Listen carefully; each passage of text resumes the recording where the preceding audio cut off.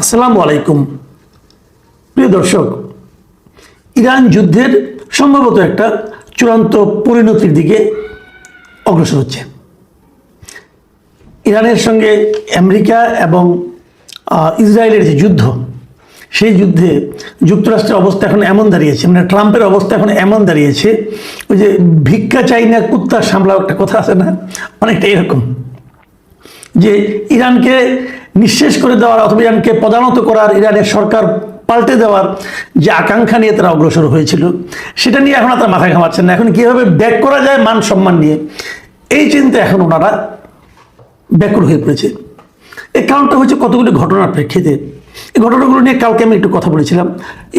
যুক্তরাষ্ট্র ভেবেছিল, ট্রাম্প ভেবেছিলেন যে ওনার সঙ্গে বোধহয় ওনার মিত্র যারা আছেন ইউরোপের কান্ট্রিগুলো, ফ্রান্স, জার্মানি অথবা ইংল্যান্ড, হ্যাঁ, এরা সবাই বোধহয় ওনার সঙ্গে যুক্ত হবেন এবং সবাই মিলে বোধহয় তাকে আক্রমণ করবে ইরানকে। কিন্তু এরা কেউই ওনার সঙ্গে সায় দেয়নি।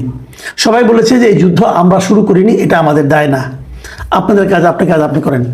এবং সবাই এই যে পিছু টান দিয়েছে, কেউ যে তার সঙ্গে নেই একমাত্র ইসরায়েল ছাড়া। এই জিনিসটা আমেরিকার ভেতরেও, মানে যুক্তরাষ্ট্রের ভেতরে যারা নাগরিকরা আছে তারাও কিন্তু এই একই কথা বলছেন।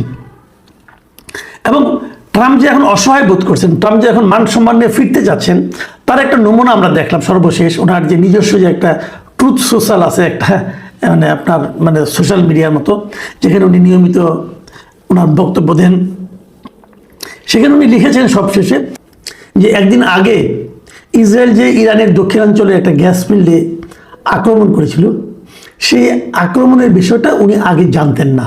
মানে ইসরায়েল তাকে বলেনি যে তারা আক্রমণ করতে যাচ্ছে। যে আক্রমণ করেছে তা উনি আবার এখান থেকে ব্যাক করতে চাচ্ছেন কেন? মানে আমি জানি না এই কথা বলতে চাচ্ছেন কেন? চাচ্ছেন এই কারণে যে এই আক্রমণের পাল্টা জবাব হিসাবে ইরান আবার কাতারের একটা গ্যাস ফিল্ডে বোমা মেরেছে এবং সেটাও জ্বলছে এখন।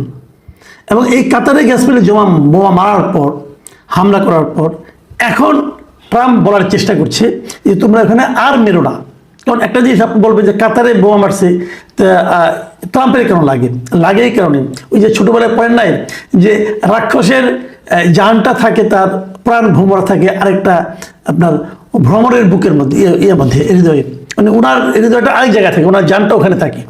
তো এরকম টোটাল মধ্যপ্রাচ্যে যুক্তরাষ্ট্রের প্রাণ ভ্রমরত্ব এগুলো, এই যে কাতার, কুয়েত, সৌদি আরব, তারপরে বাহরাইন, UAE, এইগুলো হলো গিয়া যুক্তরাষ্ট্রের প্রাণ ভ্রমরা। এই সব জায়গায় ওনার যুক্তরাষ্ট্রের ঘাঁটি আছে এবং ঘাঁটিগুলো তারা করেছে হলো গিয়া এই দেশগুলোকে হেল্প করার জন্য, এই দেশের যে রাজতন্ত্র আছে সেটাকে টিকিয়ে রাখার জন্য। এখন যদি আজকে কাতার আক্রান্ত হয়, কালকে কুয়েত, বাহরাইন অথবা UAE অথবা ওমান অথবা সৌদি আরব বলবে যে তুমি তো কাতারকে রক্ষা করতে পারলে না, তাহলে তোমাদের সঙ্গে আমাদের কি সম্পর্ক, আমি কেন তোমাকে হেল্প করব? তো এই যে বিষয়গুলো, এগুলো কিন্তু ট্রাম্পকে আসলে বিচলিত করে তুলছে। কারণ এদের টাকা পয়সা সবই তো ট্রাম্পের, মানে যুক্তরাষ্ট্রের কাছে রাখা আছে। তো এই জায়গা থেকে বাঁচার জন্য এখন সে বলতেছে যে আমি ইসরায়েলকে বলে দিয়েছি আর তোমরা ইরানের কোনো গ্যাস ফিল্ডে আক্রমণ করবে না। তারপর আবার আত্মসম্মানের কথা চিন্তা করে আরেকটা ফুটনোট দিয়েছি। ফুটনোটটা হলো যে যদি ইরান কাতারের আরও কোনো গ্যাস ফিল্ডে আক্রমণ করে, তাহলে কিন্তু একটা বড় ধরনের অঘটন হবে এবং ইরানের সবগুলো গ্যাস ফিল্ডে আমি আক্রমণ করব। বুঝতে পারছেন? এটা হলো কি আপনার আত্মরক্ষা, সম্মান রক্ষার জন্য এগুলো বলা আর কি। তার মানে যাচ্ছে যে ওনারা ট্রাম্প মোটামুটি ধরে নিয়েছে যে উনি আসলে গেছেন, মানে ওনার সেই জয়ের যে আশা নিয়ে মাঠে নামছিলেন সেটা বোধহয় আসলে পূরণ হচ্ছে না। এখানে আরও একটা বিষয় ট্রাম্পকে কিছুটা বিচলিত করেছে, সেটা হলো গিয়ে এই যুদ্ধে তো ব্যাপক অর্থের খরচ হচ্ছে, ব্যাপক অর্থ ব্যয় হচ্ছে, তাই না? এই অর্থ ব্যয়টা কী পরিমাণ সেটা অবশ্যই অ্যাকুরেট হিসাবটা এখনো পাওয়া যায়নি। তবে একটা জিনিস পাওয়া গেছে, সেটা হলো এরই মধ্যে পেন্টাগন হোয়াইট হাউসকে চিঠি লিখেছে যে যুদ্ধের এখন যে পর্যায়ে আছে, যদি এটা দ্বিতীয় পর্যায়টা আপনারা শুরু করতে চান, তাহলে আমাদেরকে আরও $200 বিলিয়ন দিতে হবে। মানে পেন্টাগন হোয়াইট হাউসের কাছে $200 বিলিয়ন চেয়েছে এই যুদ্ধের সেকেন্ড ফেজ চালু রাখার জন্য। তাহলে প্রথম ফেজে আরও বেশি খরচ হয়েছে, সেটা কত হতে পারে? এই যে বিপুল অর্থ হয়ে যাচ্ছে, এটা কার অর্থ? এটা কিন্তু যুক্তরাষ্ট্রের একজন সিনেটরের অধীনে একটা বক্তব্য শুনলাম, একটা ভিডিও দেখলাম, উনি বলতেছেন যে এই যে বিপুল অর্থ যাচ্ছে, এটা কার টাকা? এটা যুক্তরাষ্ট্রের জনগণের টাকা। যুক্তরাষ্ট্রের জনগণের টাকা এভাবে দেদারসে খরচ করা হচ্ছে কার স্বার্থে? এই যুদ্ধে তো যুক্তরাষ্ট্রের কোনো স্বার্থ নেই। ইরানের ক্ষমতা পরিবর্তন হলে স্বার্থ লাভ হবে ইসরায়েলের, না যুক্তরাষ্ট্র। তো যুক্তরাষ্ট্র দেখেন ট্র্যাপড হয়ে গেছে, এবং যুক্তরাষ্ট্রের ভেতরে সাধারণ নাগরিকদের মধ্যে কিন্তু এটা নিয়ে প্রশ্ন এখন উঠছে, এবং তারা সিরিয়াসলি বলছে যে কেন আমাদের ট্যাক্সের টাকা আমরা ইসরায়েলের জন্য খরচ করব। কোনো জবাব নাই, ট্রাম্প কোনো জবাব নেই। এবং উনি নানা রকম গাল গল্প করে, নানা রকম ইতিবাচক কথাবার্তা বলে, এই জিতে গেলাম, আজকেই জিতবো, কালকেই জিতবো, যে যুদ্ধ চালানোর মতো ইরানের আর কোনো সক্ষমতা নাই, এগুলি বলতেছেন। এগুলি যদি সক্ষমতা যদি না থাকতো তাহলে কাতারে আক্রমণ করলো কীভাবে? যদি সক্ষমতা না থাকতো তাহলে ট্রাম্প কেন নিজে ট্রুথ সোশ্যালে যে তাদেরকে রিকোয়েস্ট করছে তোমরা আর মেরো না, আর মারলে কিন্তু আমরা মারবো। তো এই যে বিষয়গুলো না, এগুলো কিন্তু আসলে খুব এখন একদম মানে স্পষ্ট হয়ে যাচ্ছে যে এই যুদ্ধে যে লক্ষ্য নিয়ে যুক্তরাষ্ট্র মাঠে নেমেছিল সেটা বোধহয় অর্জিত হচ্ছে না। এর মধ্যে আরেকটা কথা বলি, আমি একটা টেলিভিশনে একটা দেখলাম, একটা প্রোগ্রাম দেখলাম বিদেশের। সেখানে বলা হচ্ছে যে একটা ট্রাম্পকে তারা তুলনা করছে এই যুগের হিটলারের সঙ্গে, মানে আগেকার দ্বিতীয় বিশ্বযুদ্ধে হিটলার ছিল তার সঙ্গে তুলনা করা হচ্ছে ট্রাম্পকে। বলা হচ্ছে ট্রাম্প হচ্ছে এই যুগের হিটলার। যুক্তরাজ্যের শেফিল্ড ইউনিভার্সিটির একজন অধ্যাপক, তার নাম হলো অধ্যাপক হেঙ্ক ডি বার্গ। তিনি আজ থেকে 2 বছর আগে, মানে ট্রাম্প তখনও সেকেন্ড টাইম প্রেসিডেন্ট হননি, এবং প্রেসিডেন্ট না হওয়ার আগেই ওনার মাত্র তখন প্রচারণা শুরু হয়েছে, ক্যাম্পেইন মাত্র শুরু হয়েছে।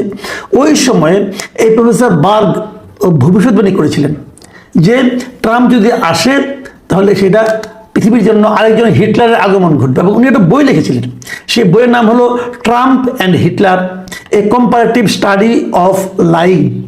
মানে সহজ বাংলা করলে হলো ট্রাম্প এবং হিটলার মিথ্যা বলার একটা তুলনামূলক আলোচনা, মানে মিথ্যার একটা তুলনামূলক আলোচনা। মানে উভয়ই প্রচুর মিথ্যা বলেন এবং তার একটা তুলনামূলক আলোচনা উনি করেছেন। এবং এই বইটা যখন উনি লেখেন তখন কিন্তু আমি আগে বললাম তখন কিন্তু ট্রাম্প ক্ষমতায় আসেনি, তার ক্যাম্পেইন মাত্র শুরু হয়েছে। এবং তখনই এই প্রফেসর বার্গ পুরো দুনিয়াকে সতর্ক করে দিয়েছিলেন যে ট্রাম্প এবং হিটলারের মধ্যে ব্যাপক মিল রয়েছে। এবং এই মিলের মধ্যে উনি প্রথমত দুটো মিলের কথা বলেছেন, যে এই দুটোর দিকে আপনার তাকান, দেখেন, তাহলে বুঝবেন। দুটো মিল কি? 1 নম্বর মিল হলো এরা উভয়ই গণতান্ত্রিক প্রক্রিয়ায় ক্ষমতায় এসেছে। ট্রাম্পও এসেছে, হিটলার এসেছে। তখন ট্রাম্প আসেনি, ট্রাম্প তো আসবে আর কি। দুজনেই গণতান্ত্রিক উপায়ে আসছে। আর 2 নম্বর হলো এরা উভয়ই মিথ্যা এবং ধরেন আপনার বায়বীয়, মানে যার কোনো অস্তিত্ব নাই, এ ধরনের তথ্য দিচ্ছে এবং ফেক ন্যারেটিভের মাধ্যমে, মানে একদম মানে ভুল ভাল একটা বিশ্লেষণ করে এর মাধ্যমে তারা মানুষকে প্রভাবিত করার চেষ্টা করছে এবং মানুষের আবেগকে উস্কে দিচ্ছে এবং তার মাধ্যমে একটা মিথ্যা ভিত্তিহীন পাবলিক পারসেপশন ক্রিয়েট করার চেষ্টা করছে। যেমন এখন যেমন ট্রাম্প করতেছে যে ইরান তো হেরে গেছে, ইরানের আর কিচ্ছু নেই, এগুলো বলছে, এবং আগামীতেও তাই বলবে, ইরানে কিছু নেই, অতএব ইরান আমরা দখল করে নিলাম, আমাদের যুদ্ধের লক্ষ্য অর্জিত হয়ে গেছে, এগুলো বলবে। যে এই যে মানে পাবলিক পারসেপশন, একটা মিথ্যা পাবলিক পারসেপশন তৈরি করার ব্যাপারটা, এইটাকে হিটলারও করেছে এবং ট্রাম্পও করতেছে। এইভাবে যে হিটলারের সময় আপনারা শুনেছেন যে একটা মিথ্যা যদি 50 বার বলা যায় তাহলে নাকি সেটা সত্যের মতো শোনা যায়। এই ট্রাম্পও কিন্তু সেই একই কাজ করতেছে। উনি আরেকটা মিলের কথা বলেছেন যে হিটলার যখন ছিলেন তখন উনি কিন্তু হিটলার মানে জাতিগত একটা বিদ্বেষ তৈরি করেছিল, যে হিটলার তখন ইহুদিদের ব্যাপারে হেট স্পিচ ছড়িয়ে দিয়েছিল, মানে ইহুদিদের ব্যাপারে একদম জাতিগতভাবে একটা ঘৃণা উনি ছড়িয়ে দিয়েছিলেন। এর বিপরীতে ট্রাম্পকে এই প্রফেসর বার্গ বলতেছে যে ট্রাম্প একই কাজ করতেছে ইহুদিদের পক্ষে। এবার উনি এই হেট স্পিচগুলি ছড়াচ্ছেন মুসলিমদের বিরুদ্ধে, মানে এরকম দারুণভাবে কিন্তু উনি মিল দেখিয়েছেন। এবং উনি বলেছিলেন তখন ইলেকশনে আগ মুহূর্ত করেছিলেন, তো উনি বলেছিলেন যদি ইলেকশন যদি ট্রাম্প জিতে যায় তাহলে কিন্তু হিটলারের ওই যে ঘটনাগুলি তার পুনরাবৃত্তি ঘটতে পারে। হিটলার কিন্তু দ্বিতীয় বিশ্বযুদ্ধ হিটলারই শুরু করেছিল। এখন ট্রাম্প সেই কাজটা করতে যাবে কিনা এটা বলা বড় কঠিন। এবং প্রফেসর বার্গ উল্লেখ করেছিলেন যে ট্রাম্প হলো নতুন একজন আমেরিকান হিটলার। এই আলোচনা শেষ তো পর্যন্ত হয়েছে, ওটা বইটা যদি আপনি পারেন কিনে পড়তে পারেন। কিন্তু যে প্রসঙ্গটা আমি মানে আলোচনা করতে চাই সেটা হলো ট্রাম্প কেবল নিজে হিটলার হয়ে গেছেন, হিটলারের মতো আচরণ করছেন তাই না, একই সঙ্গে উনি কিন্তু যুক্তরাষ্ট্রের যে বিশ্বব্যাপী একটা ইমেজ ছিল সুপার পাওয়ার হিসাবে, একটা ব্যালেন্সিং ক্যাপাসিটি ছিল, সেটাও কিন্তু ট্রাম্প নষ্ট করে দিয়েছে। আগে যেমন সারা দুনিয়াতে কোথাও দুইটা দেশের মধ্যে যুদ্ধ লাগলে বিরোধ তৈরি হলে যুক্তরাষ্ট্র সুপার পাওয়ার হিসাবে মানে বিশ্ব মোড়ল হিসাবে একটা হস্তক্ষেপ করতে পারতো, বলতে পারতো তোমার যুদ্ধ করো না অথবা শান্তির কথা বলতে পারতো। এখন সেটা হচ্ছে না। এখন ট্রাম্প নিজেই যুদ্ধে জড়িয়ে যে তাদের সেই যে ইমেজটা, ইতিবাচক ইমেজটা, সেটাকে উনি ধ্বংস করে দিচ্ছেন।